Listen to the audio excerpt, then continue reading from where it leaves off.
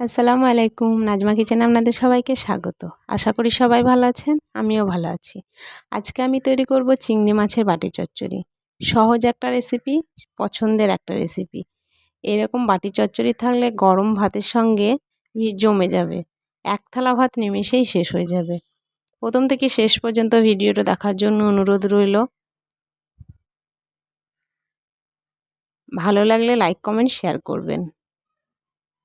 চলুন তাহলে শুরু করি রেসিপি। প্রথমে আমি চিংড়ি মাছ নিয়েছি। চিংড়ি মাছগুলো খুব ভালোভাবে কেটে ধুয়ে পরিষ্কার করে নিয়েছি। এখন দিয়ে দেবো মশলা। আমি প্রথমে দিয়ে দিচ্ছি হলুদ গুঁড়ো হাফ চা চামচ,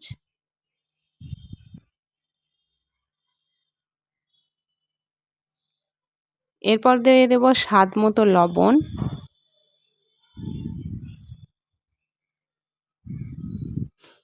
আর দিয়ে দিচ্ছি জিরে আর লঙ্কা বাটা। আমি জিরে আর লঙ্কা একসঙ্গে বেটে নিয়েছি। এখন হাত দিয়ে খুব ভালোভাবে মেখে নেব মশলাটা, অল্প একটু সরষের তেল দিয়ে।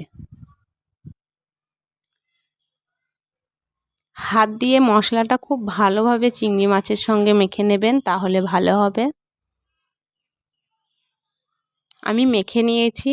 এখন এইরকম একটা বাটি নিয়েছি, বাটির মধ্যে দিয়ে দেবো চিংড়ি মাছগুলো।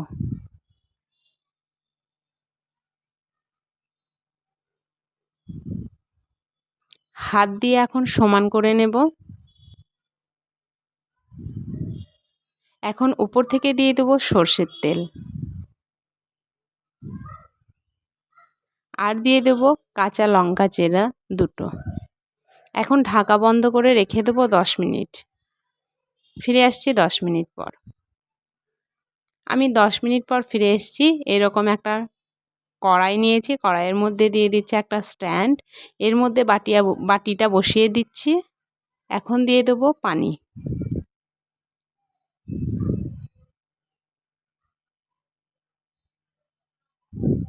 পানিটা বুঝে দেবেন, যেন বাটির ওপর হয়ে না যায়। এখন ঢাকা দিয়ে রান্না করে নেব।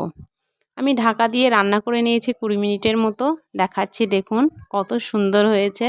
যদি ভিডিও ভালো লাগে লাইক কমেন্ট শেয়ার করবেন, আর যারা প্রথমবার দেখছেন আমার চ্যানেলটি সাবস্ক্রাইব করবেন। আজকের মতো এই পর্যন্ত। খোদা হাফেজ, টাটা।